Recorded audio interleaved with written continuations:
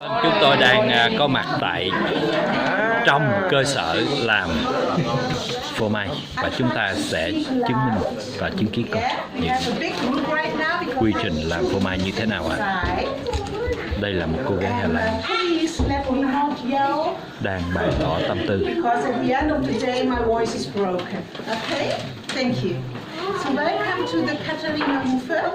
This is the Henry Village cheese farm. And Henry Village is the man that you see on this picture. He has more than 70 years right now.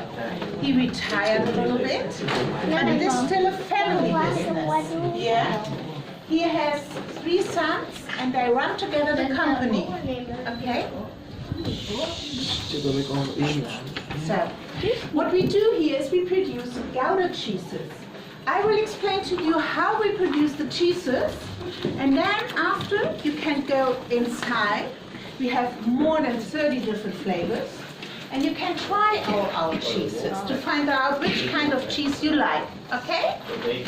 So to produce a cheese is what we simply do. We take the milk, doesn't matter from the cow, the sheep or the goat, and we put the milk in this big tube, in this big container.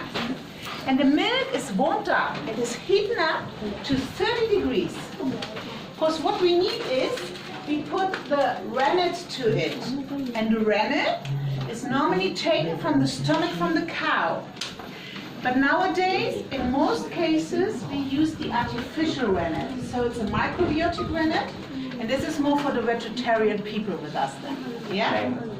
So what happens when the warm milk and the rennet, they come together, and they are mixed up, is that the milk starts getting thick and thicker. It becomes a pudding. So you see the knives, they cut through the pudding the whole time. And after 2 hours, we have a lot of call them cheese balls. Yeah? After 2 hours, we have already these cheese balls. So what we do then is, we take the cheese balls out.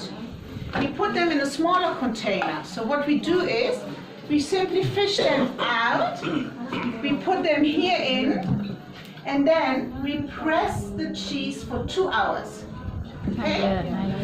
After 2 hours, the cheeses are already hard enough.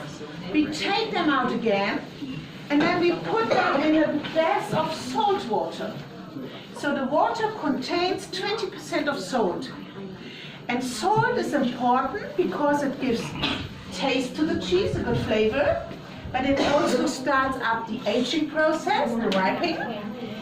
And in former times, salt was very important because it covers the whole cheese band and defends the cheese from bacteria. Yeah? So we leave the cheeses for 24 hours, 1 day, in the bath of salt water. After 24 hours, we take the cheeses out. We let them dry a little bit.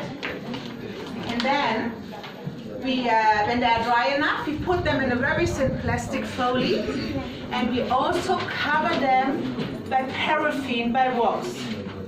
Okay? So at this moment, they are then closed, and we put them on the shelves, and we leave them there, and we let them rest. We leave them on the shelves for 3 weeks.